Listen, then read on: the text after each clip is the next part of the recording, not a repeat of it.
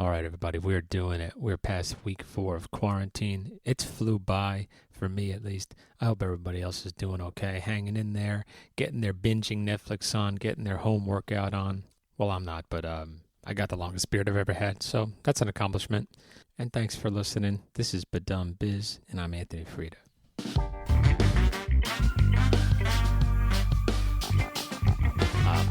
This is a great episode because I have a guest. And his name is Matt Pelosi. He's a good buddy of mine. He's a producer, audio engineer, also is a drummer, and he's a multi-instrumentalist. Really, really good dude. Easy to work with, and can have great conversations with. That's why I'm doing this podcast in the first place, because I know so many awesome people, just good people, who are very talented musicians and creative people. Wow, it totally sounded like Trump there. Very good people, creative people. It's funny. It's like I just think that side of us isn't what is even shown. So you're gonna get to meet Matt. Really good dude. Very positive dude. And so this episode was really special because I set up 2 drum sets in my studio, which was kind of cool. So we got to play at the same time. But really more importantly, we rigged up some system so that he could have his laptop with running Ableton with all of his sound banks and all of his samples. And we, he really created a song, essentially. It's almost a full song, and he did it in like 20 to 30 minutes, very fast. How it came about, you can hear the whole thing. It was very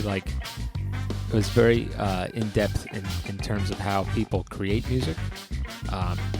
You'll hear it. It was really cool. It was actually cool to listen back to it too. It went really well.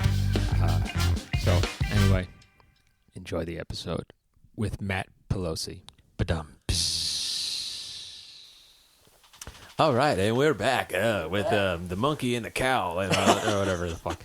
All right, here's what happened. So I was trying to introduce Matt here and talk about how I know him, and just technical difficulties, man. Computer shit. Yep. Pooter shit. So anyway, the school I teach at, they do production, they record. So over the years, there's been numerous people that they've had coming in to hire to teach, right? Now, teaching and like doing or performing and creating are totally different things. Of course. And Matt is the guy that I gotta say, it's like 5 years I've been at this school. He's honestly, sorry to the other cats that I've met, but he's the only cat that I feel like that can play. He can create really well. He's a musician, but he's a really fucking good engineer, and he's a producer. So he can teach this shit too. He's a good teacher. Thanks, man. So very well-rounded dude, very thoughtful dude. That takes a thoughtful person to be able to understand the language of music, producing. Yeah. It's its own language. Yeah. The fucking technical skills that it takes to work the machines, of course, and and all that, and then to then deliver that information in little doses to young minds. So anyway, welcome, Matt. Thanks. Matt Pelosi. Thank you, bro. Thank you. Glad to be here. Yeah, man. Thank you. Hey, man, can we get that mic in front of you a little bit more? Let's do it. Yeah, man. I moved it when I hit record, but you want the lows of that. I want the lows. I want it to be like my ears on your chest. Smooth, yeah, I know what I mean. Yeah. And I just feel your like that. Yeah. I know what you mean. Yeah, man. Want those low mids in there. There. That's the problem when you're a engineer and everything in life. You just compare to like low mids and highs and then everything. You compare everything to producing, and it's really annoying. Yeah. You hear that motorcycle start up next, down the street, and you're like, oh, that's about what would you say, 80 hertz, or whatever. You meet someone, and you're like, I really like your low mids. It's like, are you talking about my voice? Or are you talking about my? Oh wait, that came out wrong. That. Yeah. You know what's funny though? Yeah, but hey, you want to know something? That's the first time that's ever been done on this podcast. I know. So thank you. There you go. Done. There we go. I know what you're about. Come on. Yo, when I started mixing, which maybe like this many years ago, like 3 years ago, maybe. I started as I got better at it. I started to notice weird. Tell me if this makes sense to you. Sure. Weird like life parallels. I would compare everything would come through in mixing. Sure. And how I would understand something in life. Yeah. I can't really explain it that well. Hopefully you understand what I'm talking about. Yeah, no, mixing's a total philosophy behind it. Everything's relative and everything's that you start thinking about sound. When you start thinking about sound differently, I think you just realize how much sound is a part of life, and like then everything just like opens up into how relative each sound is with each other and how harmony works together. When I learned to really mix, it changed everything inside here. Yeah, everything under the dome just changed. Yeah, you're right. You learn about balance. Everything, balance and relativity, and it's crazy. You learn about one thing is like when somebody says something, when somebody's communicating, you can tell when somebody's angry by how they say just a normal thing. Of course, because of the compression comes up and just like hits you in the chest. Like, whoa. The way they said it, they're like, this thing sucks. You know what I mean? As opposed to, man, that kind of sucked. Yeah, when you start playing with the tools in the box too, you start to realize like all that stuff's in here too. Like we have our own compressors. It's inside. It's inside. Yeah, it's crazy. Us for sure. It's crazy. So okay, so this is something I want to get into.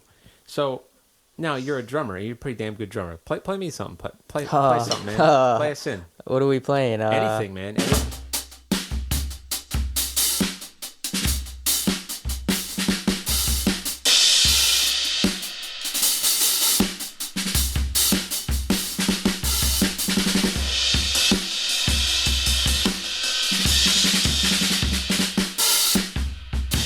See, it's hard because I got this mic in the way, so I know. I'm trying to figure this whole dynamic out. Awkward thing. Sorry. For now, that's where we're gonna start. But dude, I was digging it, man. I was digging the groove. Right. We got the vibe, like. Hell yeah. That's like that. I'm really into what's his name. What's that dude's name on Instagram that I love? I always tag people in. It's John Mayer's drummer. Oh, Aaron Sterling. He just plays beats like that. So good. And he makes them so fat. That's like. Yeah. So he's communicating a feeling. Yeah. In that beat, it's not just a rhythm. Nope. It's not just a pattern. Yep. And the reason why I want to go into that topic is because you play the, we can call it, you play the DAW. Yeah. Right. The digital audio workstation. Okay. I think something like that. There's so much to learn. Audio and the software and stuff. Yeah. So anyway, so Matt plays the DAW like it's a fucking instrument. Yeah, you have to. No joke. And so here's a cool thing, and we're gonna jump right in. Okay. All right. Let's go. So here, if you had a guitar in your hand, or a bass or something, and I just started playing, let's see, like.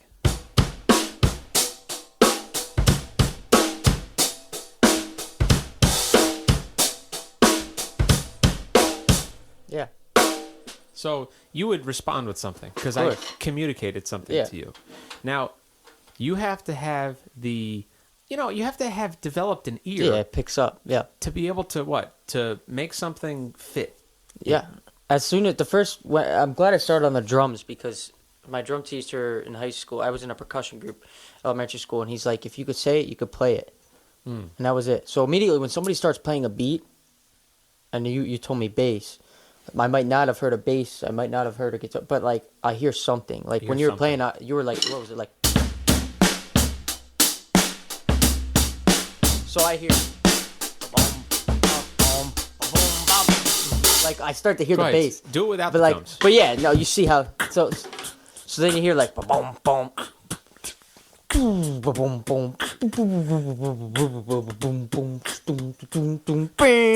start hearing things. Yeah. And then then you can go to the laptop and just boom. Well, that's what I want to get into too. So Matt is a fucking wizard on that goddamn thing. He all the keyboard commands for what do you use? Ableton? Yeah, Ableton. I actually started on Logic and then I moved to Ableton because I was an EDM guy for a while, and my workflow just took off from there. So yeah. And your taste in music too, just from I've only known Matt by the way couple of months. Yeah, a couple months since July maybe, right? But we connected right away. Yeah, he's a good musically. dude, but he's Yeah. got great taste in music. I'll say I remember we would be chatting, Yeah. and he'd be like, yeah, I like this type of music. Oh shit, and he'd be like, oh yeah, I know that group. Yeah, You know what I mean? Yep. And we go back and forth, and so his taste could be from like anywhere in the rock, Yeah. like obviously alternative that we grew up with, Alternative but rock, even rock. things like there were some bands that you showed me that were like more of the harder like prog type stuff, I do like that a lot. or not prog, metal. I don't know the metal. lingo. See, like metal. I'm only into a couple metal bands. Kill Switch Engage, probably one of them. Oh yeah, that band. If it's the only one, probably. I never got into the scream, and I Yeah, never no, got me into the neither. double bass. I'm not much of a double Me bass neither. guy, but I grew up on classic rock, Oh, okay. like Pink Floyd era. That was like what I would start playing drums to. Pink Floyd, Phil Collins, all that stuff. I got that progressiveness from like the Phil Collins stuff when I started to hear those synths and stuff. And then like some of the progressive metal, progressive rock stuff is crazy. It's just hard to count it. You know, that's the only reason Yeah. I love the melodies and the chord progressions and stuff. Anything that has like really powerful chord progressions and stuff I like. But also R&B. I'm huge R&B fan right now.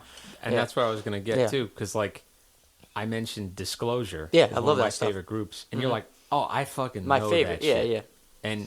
And Matt creates music that's like a little bit inspired by them. I love them, yeah. They're fucking great. Yeah. And then so you and your buddy Greg, Yeah, me and Greg. Yep. right?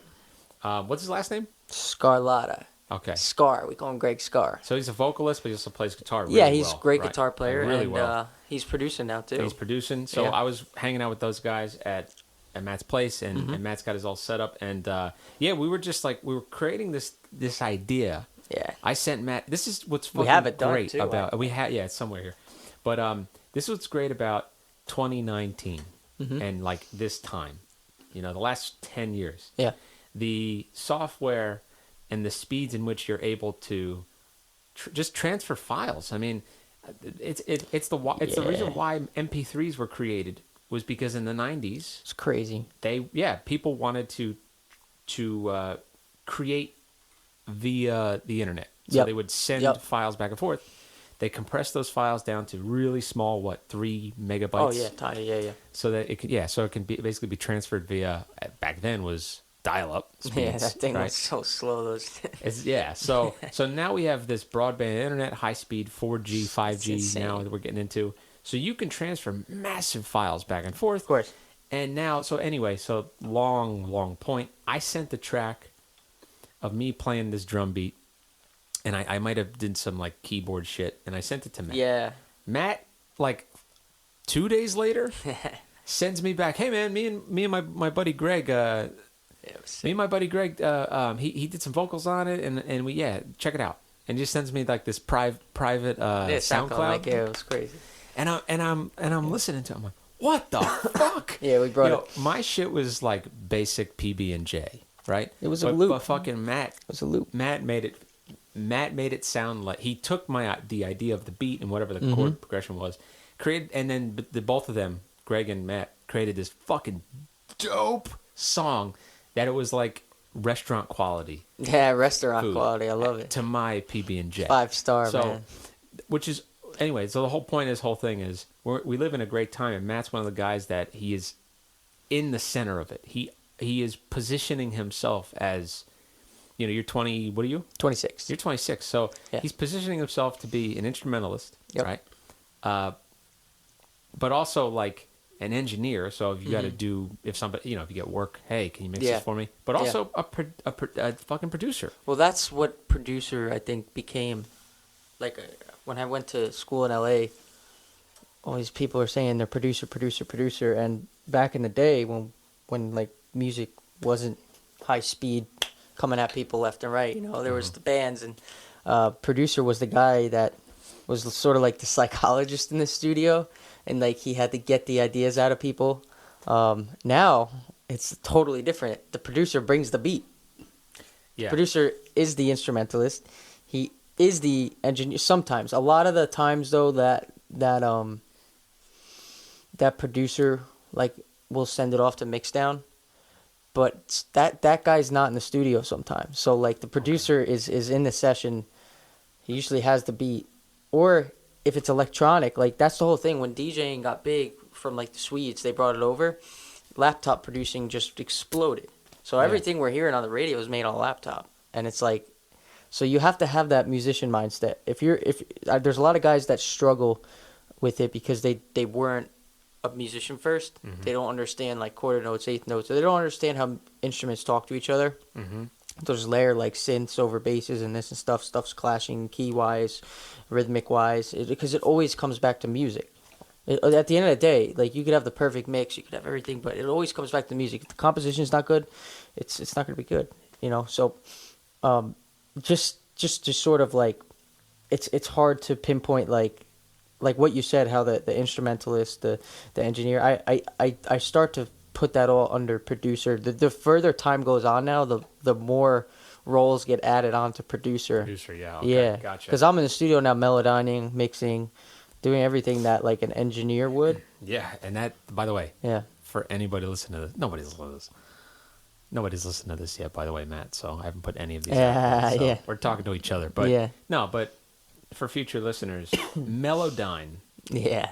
I mean, I just have to talk about what it is because it's incredible, and I can only skim the surface. Matt can really go into detail, but Crazy. basically, it's if you sing something, "Happy Birthday," totally out of key. Yeah. Matt could load up that file of you singing "Happy Birthday" out of key, and he can make you sound like. Go ahead. Put you right in. You'll be T-Pain. You'll be set. I mean, you'll be in key. You'll be in key. We could give you a little Post Malone in there, whatever you want. Vibrato. Whatever he does, yeah. Hits They make you sound like a legit. But singer. you'll sound legit, yeah. It's just getting you right onto the pitch, you know. But there's tonality in there too. If your tonality's not good, give or take, we can fix it. But it's just more work. It's a lot more work. A lot of editing. You can. Anyone can sound good. And and that there's good and bad to that, of course. Yeah. There's always going to be. But like you said, though, in the past, the producer's been the person who's had to communicate the idea to the instrumentalist. Yeah, he had to bring it musicians. out. He had to bring it out of them. He was in the studio kind of pushing it forward, It's still that role's there, but it just includes so much more. Mm-hmm. Yeah, and there's so much more producers going for it now because it's so accessible. You have a band in your laptop. You have a synthesizer player, you have virtual guitarists, you have virtual drummers. As drummers, me and you, like, why hire a drummer now when you can just hold down one key on a plugin that's gonna play? Like, you literally hold down one key, it's gonna play the break. You don't even have to. You don't even have to program it. Hold down the C key and it's gonna do that whole phrase for you. And it's scary, but it is scary. Like you just said, why hire a drummer? Yeah, it's fun. I mean, it's it's funny. It's almost a joke because it is so easy, and it happens so fast. It's crazy. It's only getting crazier. I think it scares me because then I think down the line of what's gonna happen to performances. Mm-hmm. Are they gonna be robots? We talked about this a lot, be right? robots. Yeah. Yeah. What's gonna be? Are we gonna just go to a gas station type place and plug in and we're at a concert? You never know. It's like it's crazy. I guess so, but I really believe, man. We talk about this ad nauseum. We were at the bar one night and we were talking about this. I have hope for that human quality, man. It'll still be there. That human energy has to be there. Yeah. For people to connect. With music. It should be there, but until somebody finds a way to replicate it, where it's not needed anymore, and it can be produced like where that human element can be produced, I think it'll. Oh man! Stay. Well, then we have other problems. But that's my only fear about music is that once that whatever algorithm can figure out the human dynamic. In music, in terms of music, I'm not trying to go like world domination right now. None of that shit. But when that human spirit of music can be figured out somehow, I think it's gonna cause a lot of problems. Yeah, it's gonna. I mean, a career as a musician for sure. Yeah, because it already you know, is. It's a it's lot narrower. harder. It's narrower for sure. Now, but now this is on. We're talking about the mainstream like machine of Yeah. the music industry. Yeah. But there are countless. It's really cool to see in the last couple of years. There are countless independent artists who are getting people to come out to their shows on their tours, and they're not just touring in their own country. They're touring in other countries. They're going on these world tours. Sure. And they're packing whatever venues they're playing at just from their online presence. And you know, there's something about their sharing, you know, a piece of like pieces of their life. Yeah. Photos and video, vlogs, and all that. Of course. Behind the scenes in the studio, or maybe when they were writing an idea for a song that's on the new album that just came. Yep. You know, human connection is what makes people come to those shows. For sure. That's true. No promoter could get people to come to those shows in that way. That is true. I'm still trying to dig in and find that what makes that work. Because there's so many people on Instagram that do that. I did it for a long time, put a lot of time into it, and trying to figure out what makes one stick versus the other. You know, it's tricky. There's so many people with good music and good social media accounts that still aren't doing it. You know, so it's almost like a lucky card. You get dealt a lucky hand, or you just keep going. You know, until it happens. So it's a tricky game. What is it? What do you think is more powerful? Do you think a link shared through social media or word of mouth? Word of mouth's always going to win. Word of mouth's always agree. going to win. I agree. I don't know how it always starts at somewhere. You know, you have friends that see you and they hear you, and then they tell their friends, and then they tell their friends. I think it was who's that guy that wrote Seth Godin or something? He talks about the 100 fans. Something like that. 1,000 fans. Yeah, that's all you really need.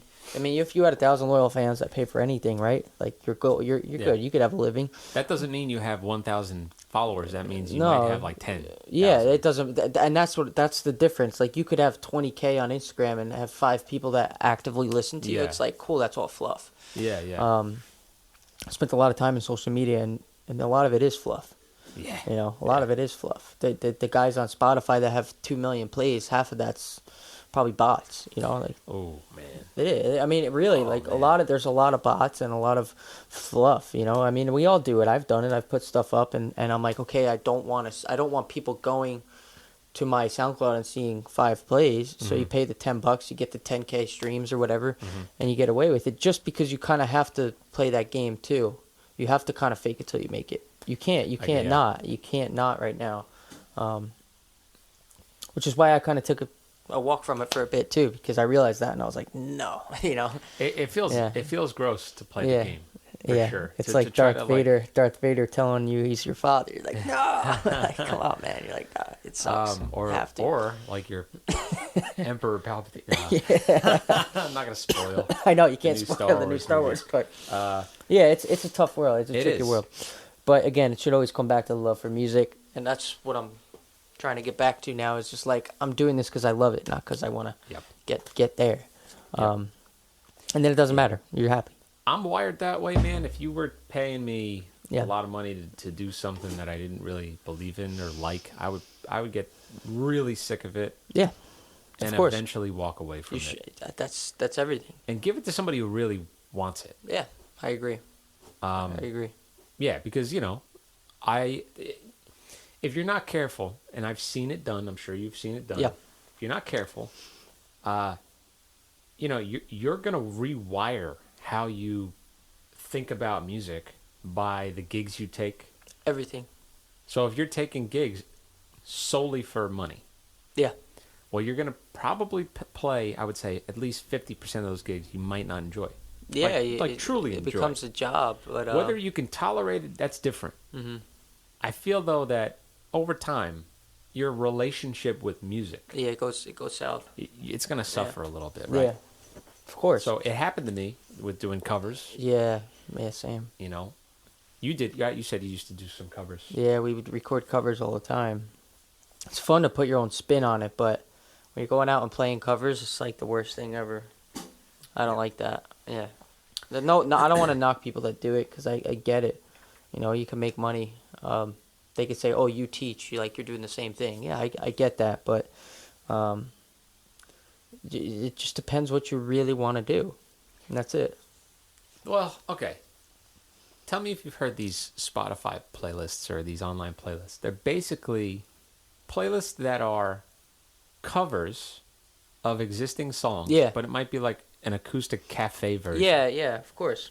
And, you know, I'll go to a friend's house or I'll go even to a cafe or something and it'll be playing and I'll go, why are we listening to this? Yeah. I hear that a lot too. And don't get me wrong. I have to, you know, I'll give credit to where it's due. The performance on the song is very good. Yeah, they do a great job. The production's great. Yeah.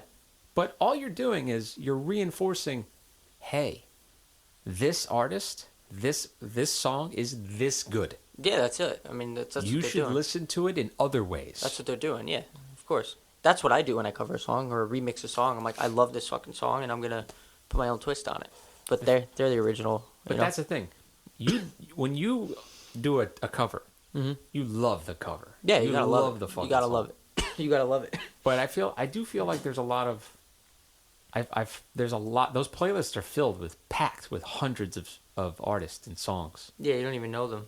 You don't know who they are really. Just like some new kid from New York covering a song. How they got the rights to do it, I don't know. And then yeah, they bought them. They definitely bought. There's you can either buy it for like 150. I forget, $150. You could buy it, but there's also you're allowed to do a remake. You're just Really? not allowed to steal the master. Oh, I see. I think that's the rule. I could be wrong, but I think that's the you just can't use anything from the master and claim it as your own. But if you're just doing a cover, it's sort of like I don't think it's a problem. You might have to pay a fee, but I doubt it.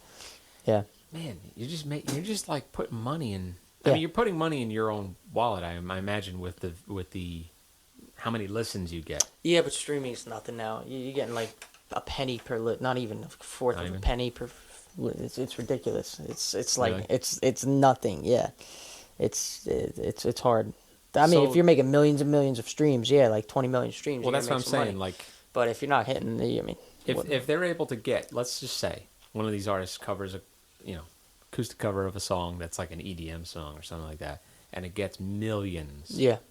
Over a year of streams, they're gonna see a nice. Yeah, check, I think probably. the original artist will get a cut of that though.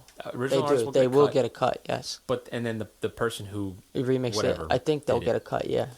And look, maybe they're filling their pockets, but you're really you're still you're reinforcing this. Well, I mean, we didn't even talk about really the control that this music industry, the production teams, who are responsible for like, oh, you're gonna sing this song, Justin Bieber, or hey, or whatever. Yeah, it's rare. I think that from what I've seen that some major artists, come in with a song, with the beats.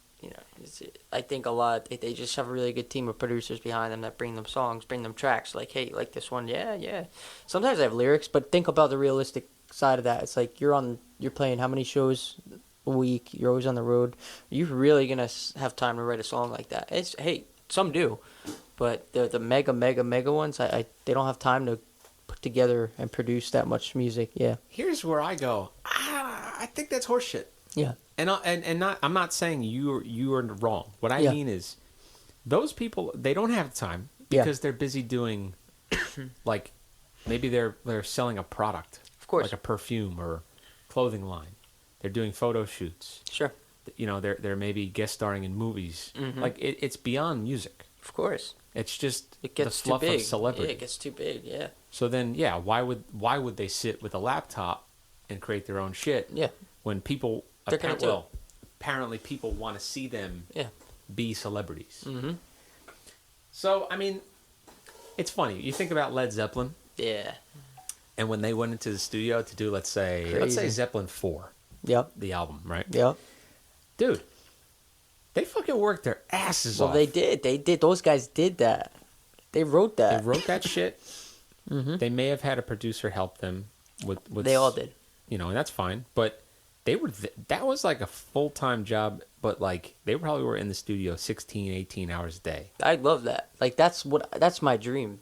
I could do that for the rest of my life, and I'd be happy. See, I wouldn't that's care. cool to know. That's cool to know. I would love that. I could spend those long studio sessions. Was the process slower then? The process of making songs or recording them? Both, I guess. I don't want to say it was. Well, obviously, if you're talking time, yes, and no. Took more time. Yes and no, because back then the musicians that recorded, they were so good because they knew they had to. Like studio time wasn't cheap. Yeah. Your job was to go in. It wasn't to practice. It was to go in, nail that take the first time, and then get the fuck out. You didn't want to run that tape up. So the musicianship was better just because of that. Now, to get it into the computer and stuff like that, definitely slower because they were cutting tape. You know, okay, gotcha. they were taping it, cutting it. If you messed up, you had to cut it, tape it next. You know what I'm saying? Like, and then put it in the board. So, you know, they only could record mono. Like, the process is quicker now, of course. Like, the process is much quicker now. But the level of musicianship, and now, like, you could sit, if you don't like a synth or you don't like a guitar line, you're sitting there because you have the capability to go back. And I think sometimes you're just stuck in a loop, trying to perfect one loop, whereas like, okay, it's perfect, done, let's move on to the next part. So it's like a double-edged sword there, because you can manipulate sound so much now that it almost makes it like a never-ending process. And you know, I see. So it's like, it's a gift and a curse. You know, if I'm drumming, if you're drumming and you're like, wait, let me move that kick over, I'm a little late, let me try it. You start manipulating that into the computer, you're never going to stop. Whereas the drummer back then was going to come in and nail it the first take. Or Done. the imperfection was fine. It was great. That's what I'm saying. But now we're like trying to perfection's there. So it's too precious now. Yeah, I think so. But the process in general was longer then. Yeah. Okay. But the writing of the song, I don't know how much of that takes place anymore, where it's like a group of people get together and they write from scratch. I love that process. There's nothing that beats that. There's nothing that beats that. It's the best. Yeah, I could do that for the rest of my life. Whether it's in the studio or just in a rehearsal, Yeah. you know. Yeah. I think maybe then they rehearsed and went in prepared with some songs. Yeah. As opposed to now it sounds like a lot of times, hey, come in. Yeah. We got all the time in the world. Sit down, hang out, and here. Do you like this song? Do you like this track? Yeah, like this the beat? track's already done and this and that. Oh, I like that. You know. Yeah, they're bands. I think the modern day bands still write though. They still do that. Yeah. There's bands. I think if we're talking modern pop, then we're talking the solo then it's artists. producers that having beats. They're making a lot of money per beats, and they're taking the royalties, and you know, that's that. Yeah, but the band mindset is still there. Yeah, that band. Have to. Yeah, it's still there. You have to do a lot of work. As a drummer, especially, you have to do a lot of work. Honestly, just to play a simple beat to the click and have a pocket. It's tough. Yeah. That's not something you can. I don't know if you can learn that in a month. I don't know. You know what I mean? When I had Greg and I were doing MGSP stuff, we released some of our songs, and I produced them on the computer, a lot of the drums first, and then I would sit down to play them, and I'm like, wow, like I gotta chill out with my drum programming because I don't have 8 arms. Like you wind up programming over what a human could actually play. Yeah. So then I'm like, okay, like you have to kind of dumb it down, find a way to get it your own and in the pocket. Even I was the one that programmed the beat, but then I'm like, shoot, like, whoa, like let's get this slowed down in the pocket with my flair. Like it takes a long time. Matt was talking about. He was just basically talking about how drummers have 4 limbs. Yeah. Kick, my right foot. Yep. I have the hi-hat chick with my left foot, and then I have my hands. Now, depending what's on in front, whatever's in front of me, I have to make it all fit with 2 hands. Yeah. But what Matt was just talking about, producers, when they're making beats, will have so many layers of sounds that it outnumbers the amount of limbs that a drummer has. Yeah. So then, therefore, you know, when you go to recreate something on the drums, it could either be impossible, or you have to trim the fat and eliminate unnecessary sounds, I guess. Yeah, tom fills are where my biggest. I love toms, so I would make these crazy tom fills that I couldn't play. And I'm like, why would I program that? Like all over, and I'm like, I can't play that. Yeah, it wasn't that you couldn't play. It was nailing it with the click in the take. Yeah, just like, not in the, I needed 2 years to get that done. Yeah, it wasn't happening. Yeah, that's the thing about recording. course. You're being put up on the spot. Yeah. And to like make a moment happen. Of course, it's just one moment. And it's a psychological process of like, can you keep it together? Yeah. Internally and not drive yourself mad. Yep. Because as soon as you get in your head, how many times has this happened to you? You get in your head and you might only be playing this. Yep. And something about something that day, maybe the headphone mix, It's true. your monitor mix, maybe the click isn't like It's so enough. true. It's so true. Or maybe you're just having a bad day. You know what I mean? And you gotta not psych yourself Yeah, out. just go. You gotta center yourself and just relax. Yeah, it's true. It's tough, man. And then especially when you said, "Oh, you're paying for the time in the Yeah, studio." man. Like, they don't want you there forever. Yeah. If you can't do it, then go home and practice. But what I noticed a lot is when I'm recording people, it's more times, I'm not going to say all the time, but more times than not, the first take is like the best one, because that's before that whole stream of thought and fear can come in. No, wait, how was that first take? Was it good? Was it It's bad? so fucking right, It's dude. so true. Like, always the first take, whether it's a singer, a guitar player, a drummer, anyone. I've from what I've heard, all levels, amateur, professional, the first take's like the gold. Even if it's not perfect, it's like there's gold there, So, Yeah, I mean, it's funny you say that because as a drummer yeah, or a bass player, yep, our parts are, don't get me wrong, I mean, they're cool. yeah, However, depending on what the song's about, Yep. right? Like if you were a vocalist and you wrote the song, yep, and now you're trying to get that perfect vocal take. yeah, If you wrote those lyrics and they mean something to you, you have plenty of ammunition sure, yeah, and motivation of course, to not psych yourself out, to keep Yeah. yourself motivated to get a better take. of course, Because you want to feel something when you're singing this. You want to course. emote. It's hard to emote on a drum. it is. It's I mean, dynamics. It's on the dynamics, Dynamics? and the animation, and it's Character? tough. Your character, and yeah, it is tough. that takes a while. That takes experimenting. Yeah, it does totally. Listening to yourself too, like try to hear yourself. Yeah, Any means necessary. Put your phone on the fucking stand or Yeah. have somebody, Mm-hmm. video you. But yeah, trying to kind of gauge like, yeah. do you notice this that when you were think about how long you been playing? See, you were playing a long time. Drums, Yeah. since I was 8, so So, long time. long 26. Almost 20 years, Yeah, right? So long time. So yeah, so in your drumming, do you remember not being able to like gauge how you were sounding? Yeah, all the time. So like the mentality I know of, what you mean. Yeah.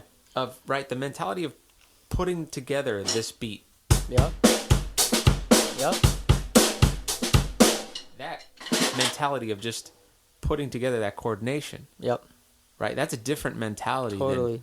stepping outside of that Totally and different. listening to yourself and how the Totally whole different. thing sounds, which means you got to be so damn good at that coordination, which means Yeah. you just got to practice You your gotta ass off. practice independence and everything. It's a pain. Man, But then you got to mix yourself too. It goes Gotta back mix to what we were yourself. saying earlier. Is like as an engineer, you're mixing channels, right? Your hi-hat channel is like one. What should be the loudest? The kick could be loud, or the snare can be loud. You start mixing. It's another way you animate with drums. But like that took me a long time. I didn't know that until I started being a producer. I'm like, oh, like there's volume knobs on the snare. You're not just listening to the drum set as a whole, one sound. When it gets into that computer, you have kick, you have snare, you have cymbals, you have tom 1, tom 2. So I started to think of drumming that way, where it's like, okay, like my left hand, that's snare. Like I can play that. What's the beat calling for? Is that snare supposed to be 2 and 4 slamming? Is the kick supposed to be slamming on the accent? Like all those ghost notes. And I started to change the way I heard myself playing and the way I wanted to hear myself playing. So it's very interesting. it's very effective. Yeah. And when you're creating with other like musicians and bands, right? It goes a long way, man. Major, yeah. It goes a long way. How many times have you heard this? Do that, right? Do that. Yeah, I know. They'll point to you, go, whatever you just did, Whatever do you just that. did, do that. And you don't know what you did. It's just like, I'll just do it again. They have no fucking clue. Yeah, they have just do it no again. clue that you're like, I'm going to do these ghost notes. Yep. Yeah. But they're just, that feels nice. Yep. Do that. I like that. Yep. So it's weird how even though maybe the common listener, other than dancing and actual physical movement to the beat you're playing, that's how they respond. Sure. That's how they understand. Yeah.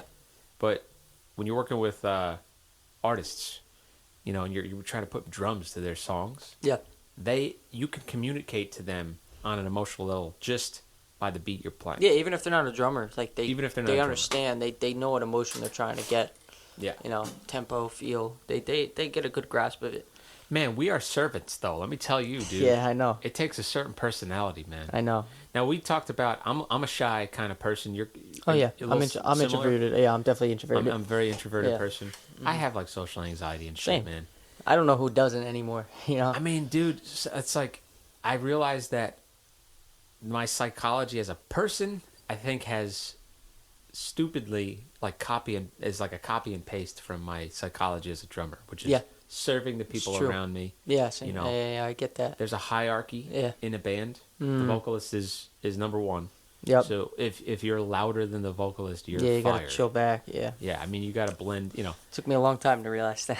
Dude, it's fucked up. Yeah, I know. It's fucked up, man. But hey, we realize it now. Yeah, of course. Just do your job. At 31. Yeah, right. I'm kidding. That's how you realize that.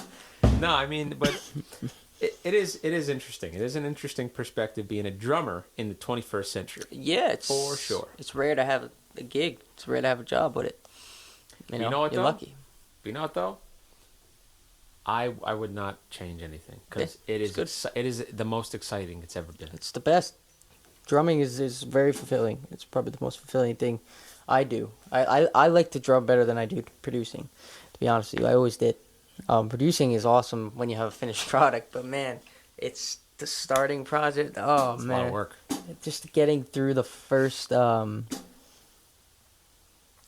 couple initial like hours of a song, or if it's not, trust me, there's some songs that come like that. You're just like, yeah, I have it in my head, but man, like just to start a song sometimes it's a draining process. Whereas if you could sit down on the drums, you just have such a sense of freedom. Yeah. You just go, and it's like, oh man, if I could do that forever, I would. So I watched you on 2 different occasions in the studio at the school. Sure. Right? You were working on a track. Yep. And you were like, hey man, listen to this. What do you think about this? And I liked everything you did. I like. But it was about where you wanted to go with the track. Yeah, right? of course. So yeah, I do remember coming in one time and saying, that would be cool to hear this part. Yeah. Maybe like I'm being very vague here, but yeah. Whatever. And now I remember like leaving because I was going home, and I remember you were like, shit, I got a lot of work to do. Yeah, I did. Because it is a lot of work to do just to hear it.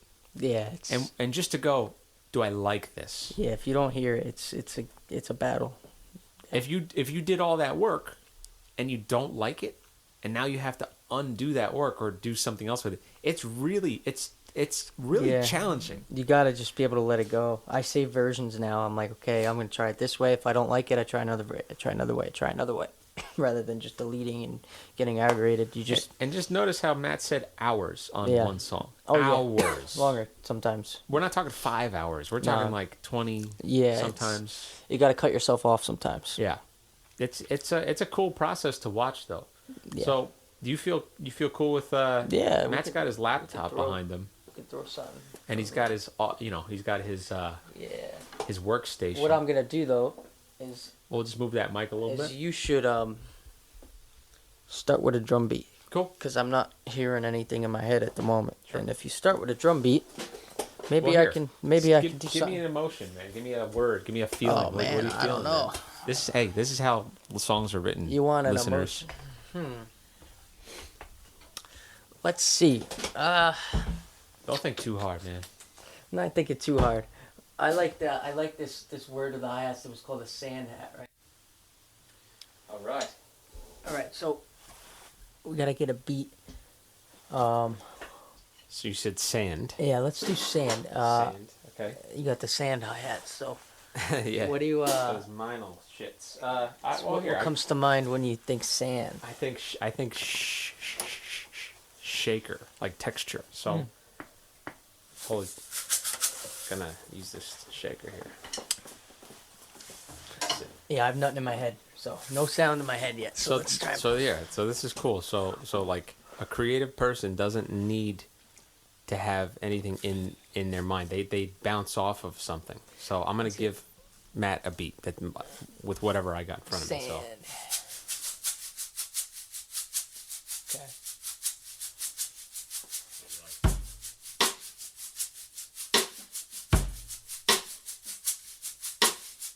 The tempo. I'm gonna make a tempo from that, like 70, 75. Let's see.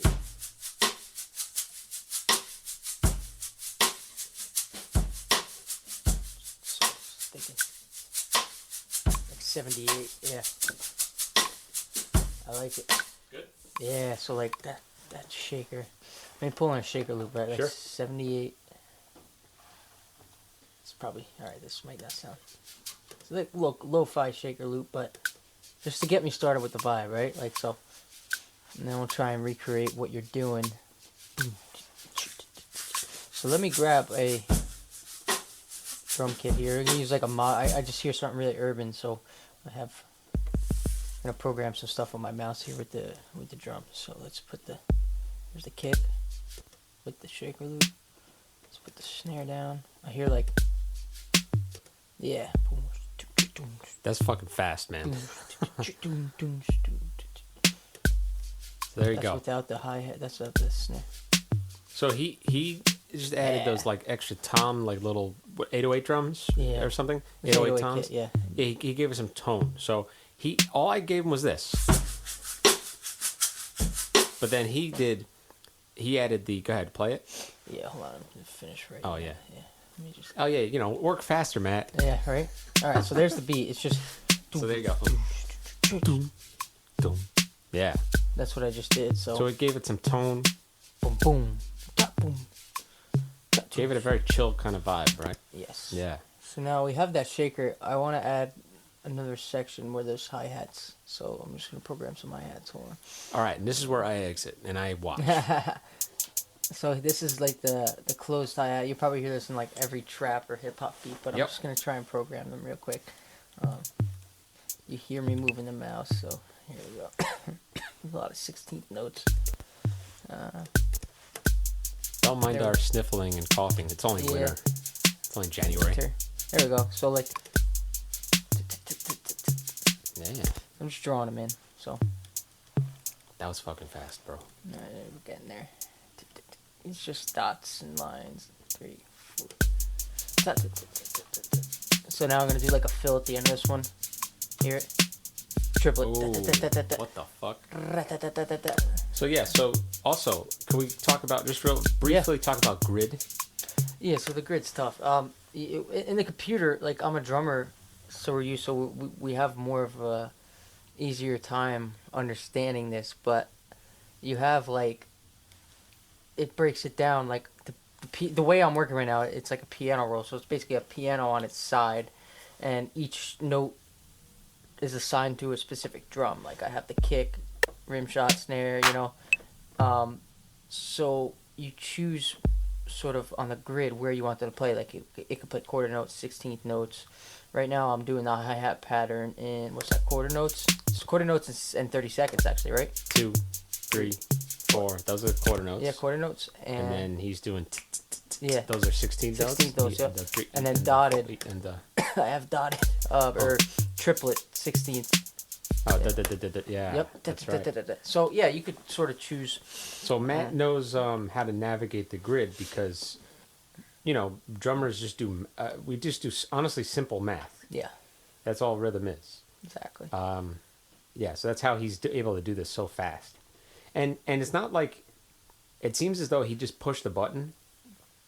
And is just played, but he actually definitely pushing buttons. He's pushing buttons, but he's pushing like, all right, I want this many notes on this count. Yeah, he's actually programming in on this grid. Yeah, you know what you're looking for. Exactly. So this is all a language. Next, I'll probably start with some sort of melodic. I'd like to just start composing with a piano, even if I don't like it.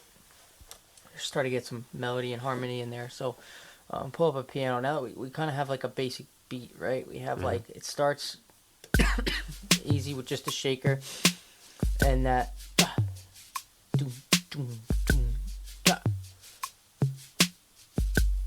And then it kind of picks up after that into the 16th note pattern, right? So, maybe the hi-hats come in. Ooh, nice, man. So now we have a couple different parts, verse, chorus type thing, right? Made a hoppier, right? Yeah, so we got the verse, chorus type thing. So let's just try to compose something. I like E today for some reason, maybe. Let's just see where that goes. I'm just going to start with E. So Key of E. Yeah, I'm gonna start probably E minor. So you E hear minor. the piano. I'm just turning on the piano. I'm drawing it in with MIDI notes right now because I just don't feel like playing piano right now. So I'm just kind of drawing the notes, the chords. So maybe. So that's E and E. Let's try an E minor chord. Yeah. So Ooh, nice. Do I want it dragged out? Yeah. Let's do something that just goes along with the rhythm. So, yeah. Ooh. Yeah. So that's gonna be the first chord, maybe something like that. Rhythm. Let's try. Let it walk down. A little darker, but let's just keep rolling. Yep, just chromatic walk down. Let's go down again. Let's just keep following that pattern until we... just for idea's sake, why not? Okay, we're walking down. Okay, so now we have some melody in there, whatever, some harmony. I could take that. I'm going to chop these up in a different... Maybe I don't want them with the rhythm, so I'm taking them for an intro now. Like, say I wanted them just flat, so now I have that chord progression just flat, right? Gotcha. It'll probably sound better in a different sound. We'll look for some sounds in a second. That's the chord progression I'm going to use right now. A little dark, but... So now it's going into the intro, into the chorus, into the verse, maybe. It's going to be like verse. Alright, let's start throwing sounds at it. What do we want to try? Organs, Rhodes, maybe. Let me just search for some sounds.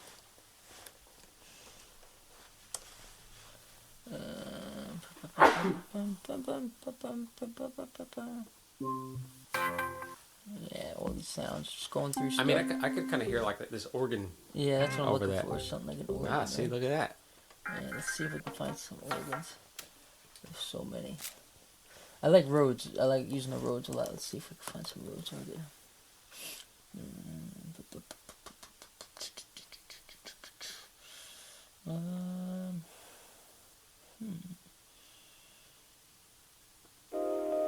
Something like that, maybe. Yeah, that's smooth, right? That's really nice. I like that. We gotta make sure it's in key, though. Hold on. Let's throw that over. Now you just have a hard drive full of samples, right? Yeah, a lot of them I'll make. Like this is a break that when I make songs, I'll bounce out stuff that I made. I like working with audio a lot now lately, more than if I can use audio and reuse audio, it's always better. So a lot. I have sounds of everything on here. So when you said that you made it, yeah, this is an organ sound. I believe I was working on something a long time ago, and it's just reverb, a lot of reverb on a chord, on an organ. that's it, huh? Yeah, because I labeled this. This is under my sample. What yeah. about EQ and any EQ? I don't see any compression on it. I'm gonna do all that. There might be a low cut on it. Gotcha. Let's just see. Let it me has a really cool quality and character to it. It's lo-fi. I was working on a lot of lo-fi stuff at Lo-fi. the time. So What does that mean, lo-fi? like just almost reduced in quality. You know, like the bit rate. So let's see how that sounds. I don't know if it's in key with what we just did, but yeah, see, so they're clashing. But it's not an E. I could either tune it, but I like that better. I'm just gonna see what it sounds like without it. Let's just see. Yeah, I like that. That's dope. Yeah. And then what does it sound with the piano? Yeah, it's out of key, and I don't like the idea of the piano on there. Yeah.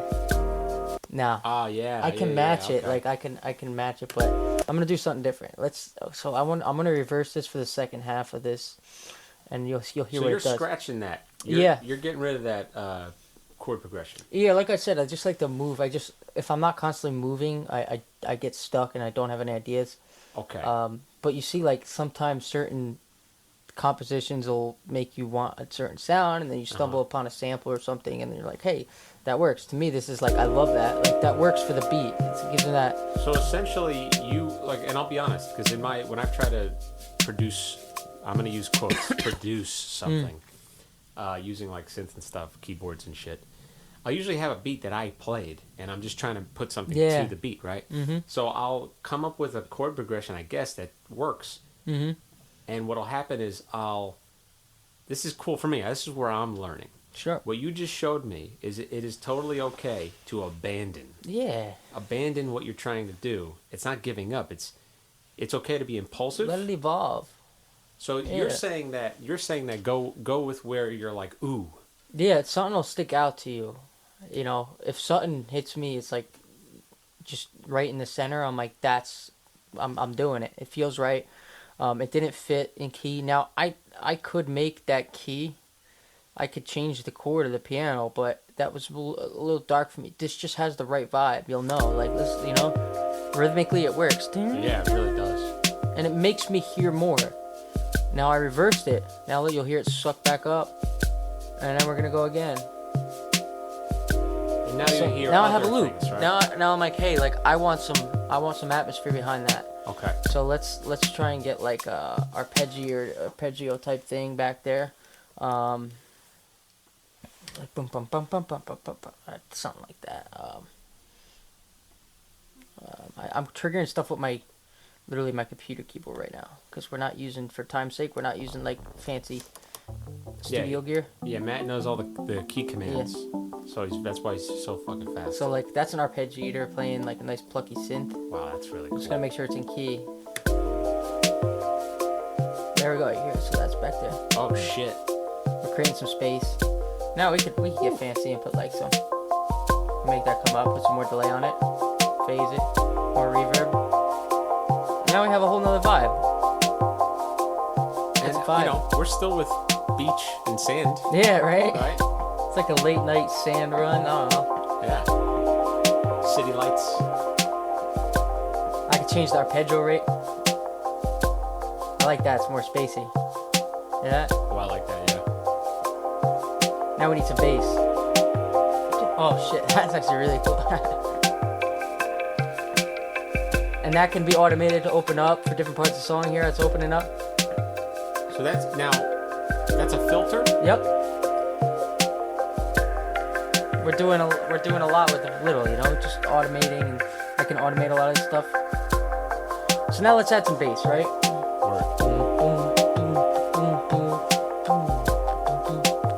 I hear some bass, so now I'm saying in my head, right?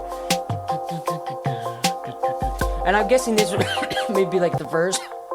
So, Goddamn winter, right, man? yeah, it's killing me. I know. The worst. So let's just try and get a nice like synth bass, maybe plucky bass sound, something that sounds kind of real, but it's not real. So let's just get like a synth, like something like that, real plucky for time's sake, you know. I can go in later and put better sounds in. I'm just trying to get the idea out. Yeah, you're getting a skeleton. Right? Yeah. So now here we are. I'm playing it with my.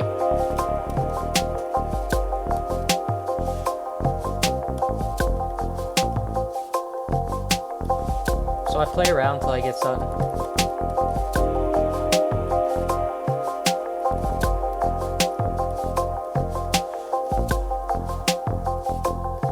There we go.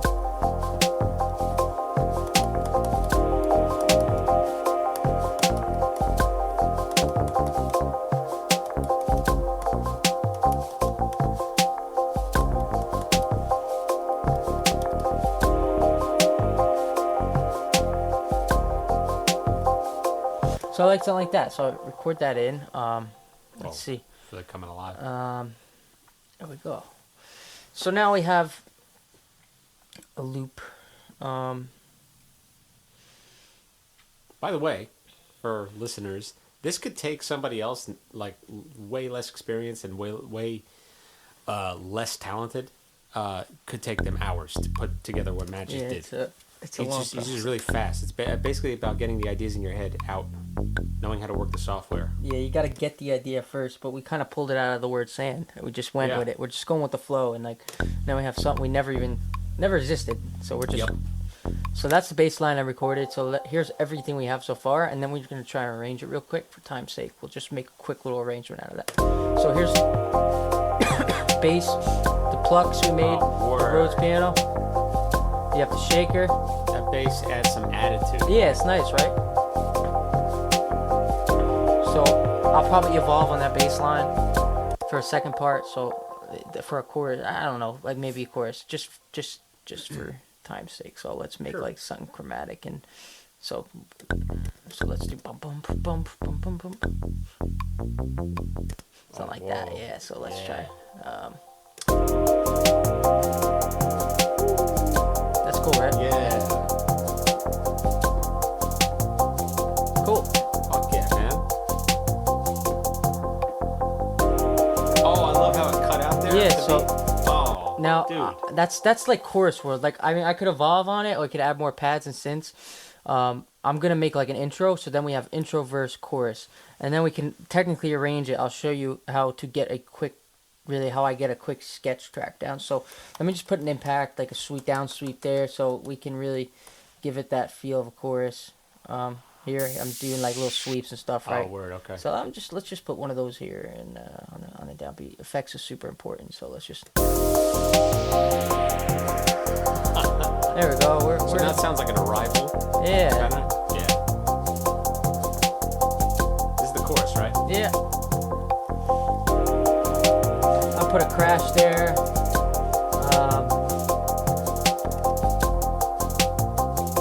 Let's just put some crash cymbals down. Some there. I'd like to just impact effects, they're always good to have. We could reverse this crash cymbal before the second half of that chorus. Yeah. Well, yeah, that'll be it. So we have verse, chorus, yeah, it's cool. So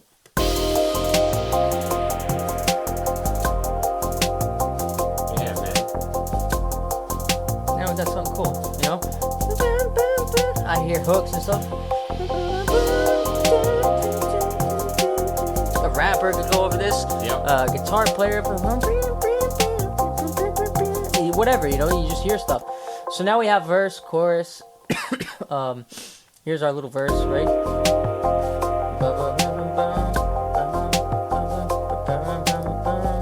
And we're probably gonna want to filter this, make it come up now.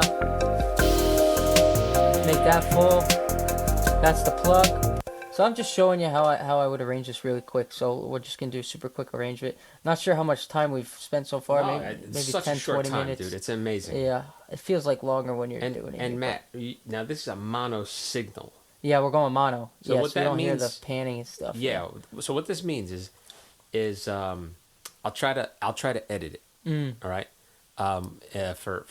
But you might hear my voice in the left ear right now. Yeah. You might hear my voice now in the right ear right now, and I can edit and mix that way. Meaning, there's like a spatial spectrum, right? Yeah. Of how would you describe this? Because you're the Stage. expert. Like if it's stereo, it's more of a stage. You hear things coming from left and right in different places. It's not going to be that way when it's mono. Everything sort of comes down the center. Right down the center. Yeah. So the reason why I'm bringing that up, if Matt the reason why we don't have stereo signals because of the weird way we made this work. Yeah, we had to plug in. Yeah, we had to plug some shit and some technical shit. So anyway, the reason why I bring that up though is if Matt was able to right now control the stereo image of this mix, some of these sweeps that you hear and maybe the filtrations and the delay, whatever, he would pan it from. Oh yeah. He would do things. He would place certain sounds on the right, maybe. Maybe certain sounds would be more on the left. Maybe they would move from right to left, and that is what creates a very interesting. An experience. It's Yeah, not just a song at that that's- point. You're making a whole vibe, something. I look at it as like you're painting a picture. I always did. You should get visuals when you're producing. You start to see like certain things. We kind of work backwards. We're like sand, something physical, but you should get a visual when you hear a well done song. You should really start to see things. So you put it into a 3D world. It's really cool. Word, man. That's what mixing does for me. It makes it more 3D. So all I did was I sort of did like I took away stuff for an intro. So now you can sort of hear what we did. So the bass line's just holding one note now. That's all I did. Right? You hear that pluck back there? It's filtered down. Yeah. This everything. Now I'm just showing you how to make a lot with like a little loop we did. So there's a verse, like pre-verse, whatever you want to call it. So there's just bass, right?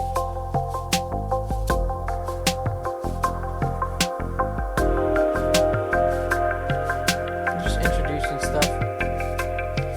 That's plucked, sort of filtering in, filtering out. Now it's gonna come, chorus.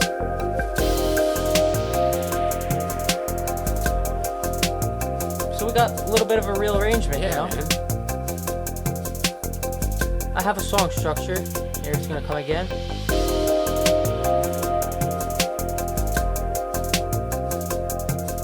The second half of the chorus, the beat. Now it's gonna go back out. Nice. Another breakdown. You hear the metronome going, you turn that off. I actually like I like that. Yeah, right? Woody kind of sound. That was kind of cool, actually. And then we'd probably go back into, from here, make like a build up. And I'll just show you how looping quarter sort of back into that. And then you can really see we have a whole song. We're back. Fuck yeah, We're man. back. So that's pretty much, I would just copy and paste that. And now we have a full 2 minutes and 15 seconds of music. Where we can now, right, lyrics, guitar. Yeah. Playing with the Sandman. Like that. Little Bee Gees accents, Bee Gees. With the Sandman. Yeah. So, and that's it. Now we got almost 3 minutes of music. And look, we were just fucking around by Yeah. singing like that, but legitimately, that's how you get. That's how you do it.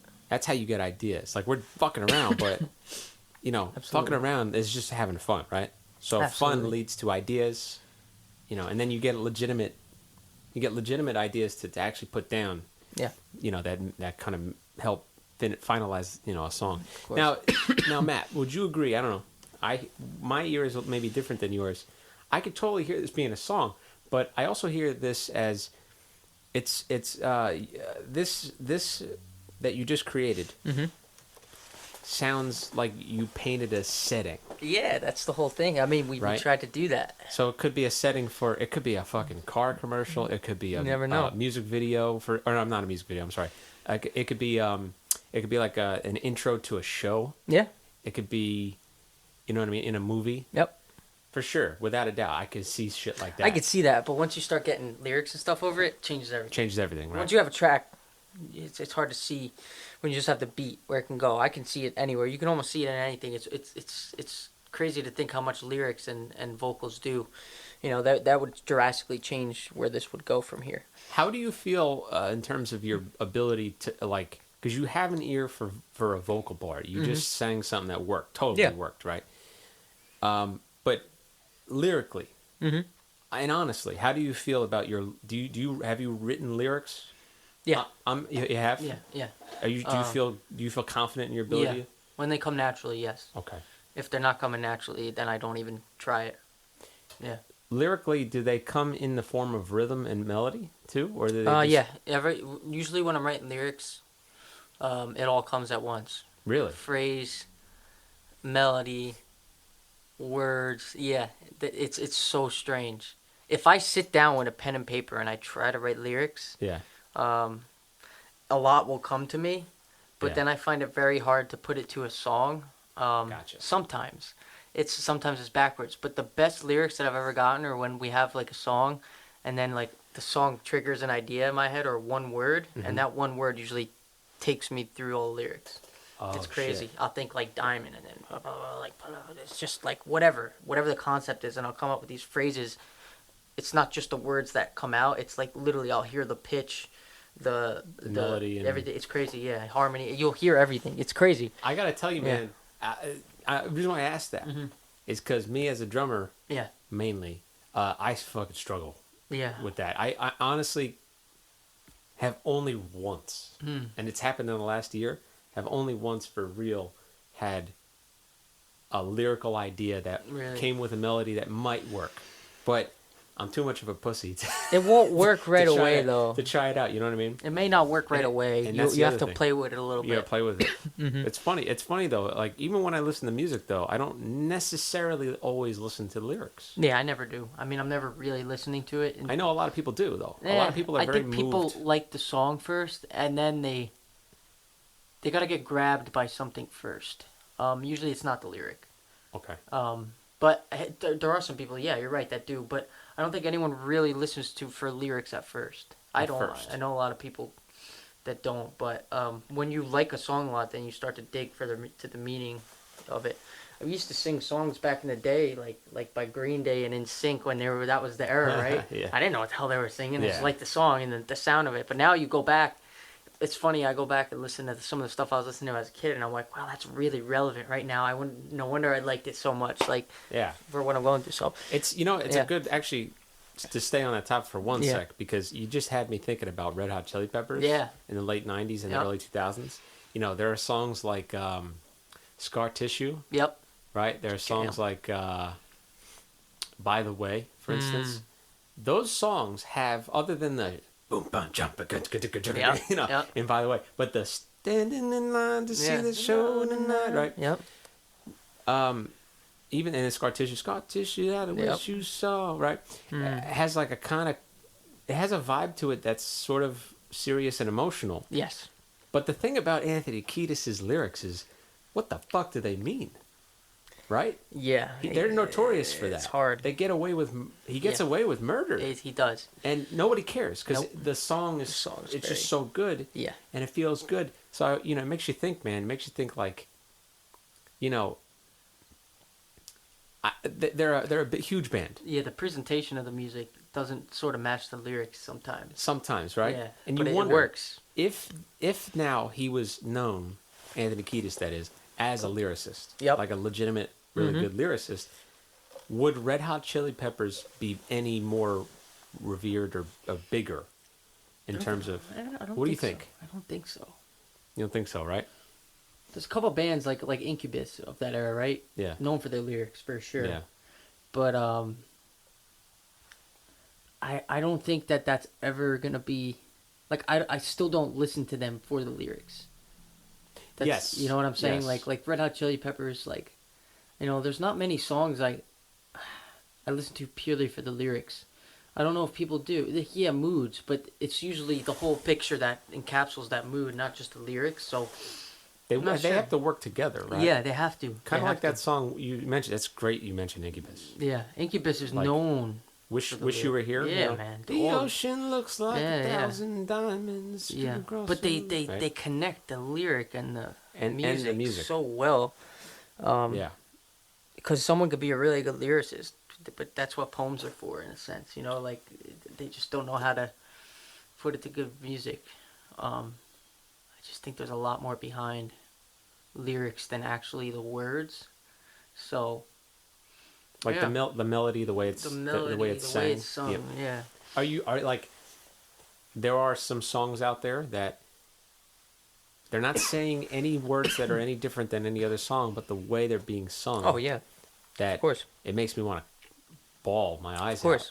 out. Yeah, dynamics and you know. performance and play a big role. Dude, you know that song? Ah, fuck. What's the artist? James Arthur? Which one?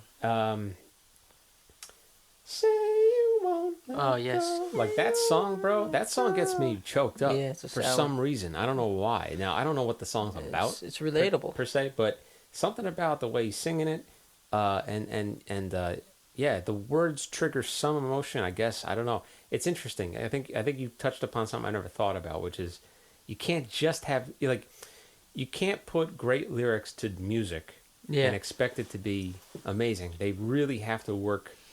They have to coagulate together. Yeah, it's so important. So you can't over lyricize. If you No. over lyricize, it may not connect. Yeah, I spent a long year, 2.5 years in a group, and this was the first time I was writing lyrics. I never did it, before I started that group with my friend. I started to realize that less is more. If you start to try and put all your ideas into one phrase, you don't have room for them to breathe either. So some verses, like, you can have like 2 or 3 words, and it's just so powerful. Let it breathe out. Let the delay, the effects, let the performance breathe it out. Yeah. There's a lot more that go into it than just trying to say what you want to say. It's figuring out how to try to say it, what you want to say, like, with as little words as possible, but like with the perfect performance and the perfect tone and the perfect depth. It's all that in one, as opposed to Lightning in a bottle, yeah. man. You're trying to capture it, Yeah, right? it's very hard to do, but Here's an example of, by the way, of a song that we all know. Everybody knows this song. That to me is a great song. I love the song, but in terms of lyrically, I have no idea what it's about. It's almost a joke. It's Which one? that song, "Sweet Dreams Are Made." oh, of Eurythmics, these," Sweet Dreams. by the Eurythmics, right? Mhm. And it's like, okay, so sweet dreams are made of these. Okay, so I'm thinking they're talking about an object or many objects. These is plural. So here I go listening. What are they talking about? Yeah. Who in their mind would disagree? Yeah. I travel the world and the 7 seas. Everybody's Everybody's looking for something. Yeah. What the fuck? You didn't answer the question. Yeah, there's a lot of songs too you'll write that are just nonsense, but it makes sense somehow. Yeah. It just Some of them want to use you. Some of them want to be used by you, right? Yeah. There's that. Some of them want to abuse you. Some of them want to be abused. And then this, right? Yeah. And then, shake your hair, show it off. Like, what the fuck is these? To this day, Dreams. I don't know what. A lot of sweet dreams times, are man, made of these. people just write. They And just write. and they Something say. about like, Yeah. it didn't matter, I guess. Didn't work. It didn't. It didn't No. matter. The Nope. song and the vibe was so good Yep. for when that came out, Mm. So I guess that's a great example of that. Yeah, we've written songs too like that, where it's just like, it's a concept, Mm-hmm. It's like, you just think of a word and you'll write, or the song will be there, and like I'm saying, like, just words come to mind. Yeah. Or a room or a setting come to mind, and you just start saying words describing what you're seeing. It works because you're describing something that you actually see. You see it, but you can't maybe explain it. Yeah, but with you're words. you're trying to explain it, and it gives it that tangible. You're putting it into a tangible place. So it's interesting. Lyric writing is it's a trip.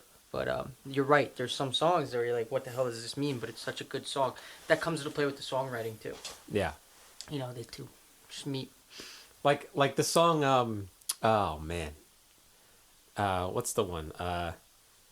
I would do anything for love. Oh yeah. But I won't do that. What won't you do?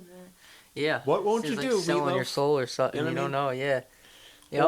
Or do you know? All right, this, by the way, this is one of the worst songs I've ever heard in my life. People like it, Which so one? I'm not gonna talk shit. But I hate this song. Mm. After all that we've been through, I will make it up to Oh you. yeah, You I know don't like song? that one. Yeah. I What the will fuck make did you it up do? to What Yeah. did you do, guy? Yeah, he fucked up. I'll make it up to you. He fucked up. Dude, if you're writing a song to try to make up for, Yeah. you're spending thousands of dollars, dude, I don't think she's gonna come back to you, bro. Yeah, you can't be desperate like that. No. I spent a long time thinking about writing love songs, and I'm You know like, what I mean? exactly what you don't want to be saying. Yeah. I will make it up Total to you. opposite. Yeah. I promise to. Yeah. No, After I finish writing this album. he's got that's a disaster. That's like the recipe of what not to do. Now, however, this song, which I also don't like, Mhm. but I gotta say, it works, is the one. Oh fuck. I wanna know what love is.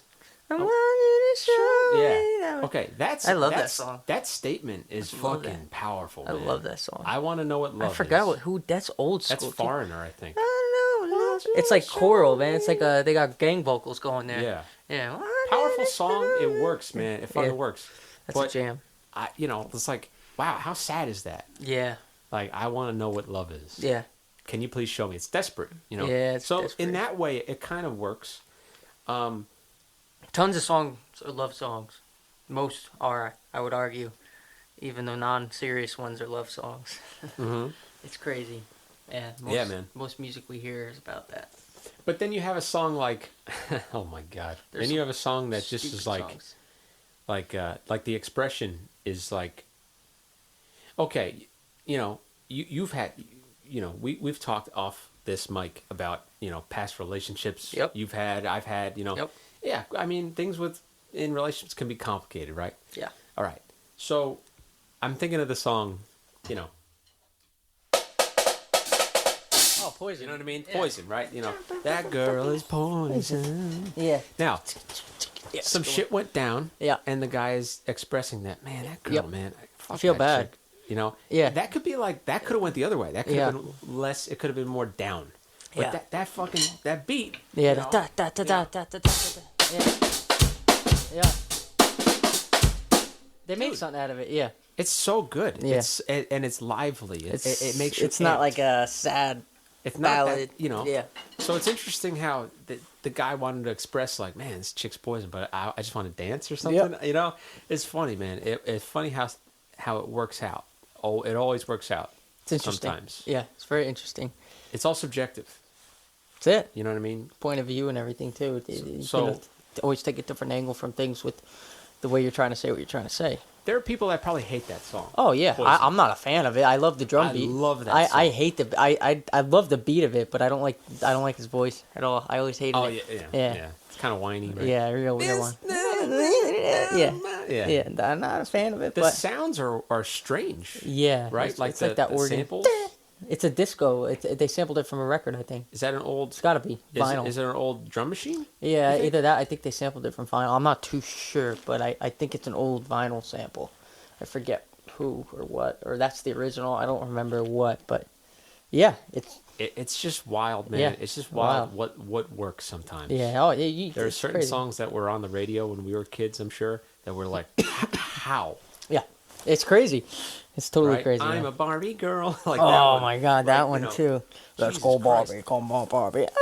Yeah. Oh man. Okay, I have this bit about because I don't know how this song the blue I'm blue now Oh man, that was like a top. Right. Like that thing went global. global. I'm blue. I don't think I'll die. Now, when I was 12 or 11 when that came out, I loved that song. I Yeah. mean, I was a kid, Wow. But you think about that Was song. it Daft Punk? No, it was shit. I don't even remember, man. Eiffel Eiffel something. 65. Eiffel. Yes, that's it. It was Eiffel. I remember Eiffel. something like that. Good Made no memory, sense. man. I know that. Yeah. Dude, Wow. it's like when you hear the guy in the intro, it's like, and there was a blue man, and Yeah. everything was Eiffel blue, 65, and then, right. and he's like, my bit is that the guys were working on producing this song. They had this do da da da dee da do down, Yeah. da da dee It was- da, techno, right? Yeah. And they were like, man, we can't figure out I don't know what to do with this lyrically, but we like this 65. vibe. They probably spent all day in the studio. That's right? it, man. And They they're made like, a you know loop. what, man? Fuck this. I need a break. Let's go get some food. That's we'll it. come back. So they left the session open. They just titled it Blue That's it. because they're like, I don't know what to do. So then I it. imagine that this guy who's a janitor, he's like, A janitor? yeah, he's a janitor, and he's like cleaning up, Yeah. emptying trash, and he's like, oh, what's this blue? And he had that accent, Yeah. you know. And he knew enough of how to work the board. He goes into the vocal. He presses record. He goes into the vocal booth. Just and then records he's on like, it. And Yeah. then he's blue, and his car is blue. That's what it and sounds everything like. is blue. And then he's just, I'm blue now, but Yeah. you know what I mean? It's crazy. I almost believe that that's what happened. It's like it just How? makes you. It makes me not ever think I have to try that hard with music because it's like so. You hear songs like that and like Gangnam Style and things like that, and you're like, why am I even trying? It's so That's not. right, It's Gangnam not so Style. serious. That's like right. yeah. Or what's that one by the Yin Yang Twins? Beat the pussy up, beat Oh Remember yeah, that stupid song? song. Yeah, I hated that song too. I mean, that's an example of some guys being Yeah. absolutely obnoxious. Yeah, just dicks. Yeah. You know what I mean? It Just worked, talking though. about whatever. It Yeah. fucking worked. Yep. But It works. Yeah, but there's some or- songs. Yeah, I love that song. Yeah. That's one of my favorites. I have no idea what it's about. Yeah, no, I've talked about that to people before. I'm like, what's that song about? Just that beat and that production is so good. It So hits good. so hard. In any club, you hear that, you're like, oh So shit. good. Oh. Is Lil Jon on that? Yeah, yeah. That's right, yeah. Yeah. That guy. Okay. I just hit the mic. Yeah. Sorry. But that guy is famous and loaded. He's probably. famous for saying, yeah. Yeah, That's yeah, it. yeah. That's it, right? That's Yeah. Yeah, he's That crazy. motherfucker, dude. Yeah. I mean, you can argue he's a genius. Yeah. He was He iconic. just shows up and does. Yeah. That's a jam. Well, dude, that was very impressive what you just did, man. Yeah, cool. It sounds really cool. did it. And yeah, so for everybody listening, you know, like this is Matt, what he does. Like, this is just a portion of what he does. You should check out, what's your projects that people can go. So follow there's you at? the group that I'm in is MGSP. We have a couple songs out. If you look MGSP. you look on Spotify and all such and SoundCloud and out there.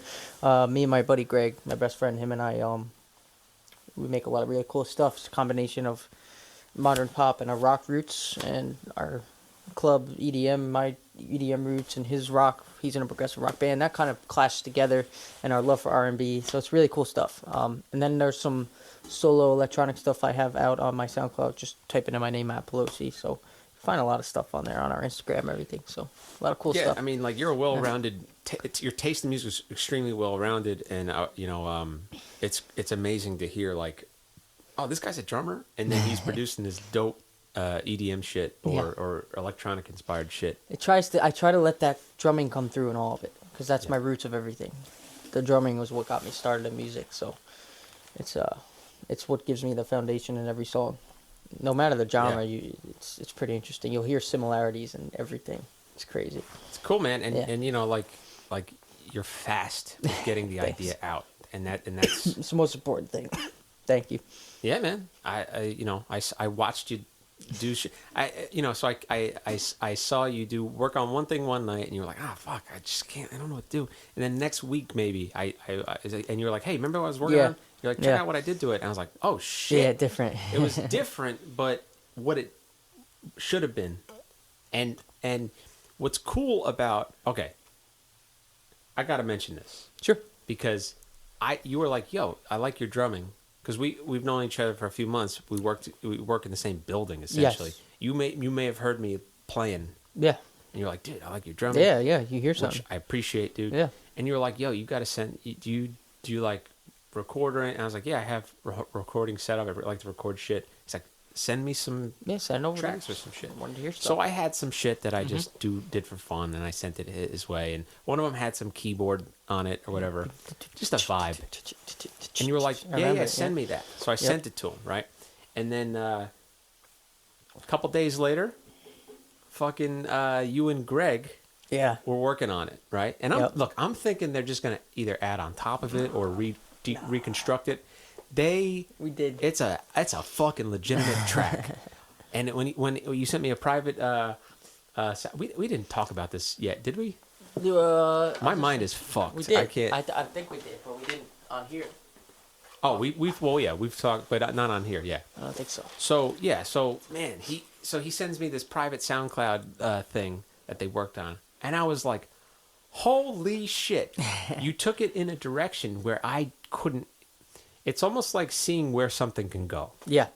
You took it in a direction I couldn't see it going there. It wasn't that I didn't like it. Sure. I fucking loved it, but I didn't see it going there, and I was like inspired. I wanted to see. That's why you're here, man. Because like, I'm glad. Thank you. Your process, dude. You have an ear that can hear potential. Thanks. Yeah. Probably different avenues. Oh, we could do it, spin it like this. So we can kind of You want to keep your options open with that stuff, where it can go.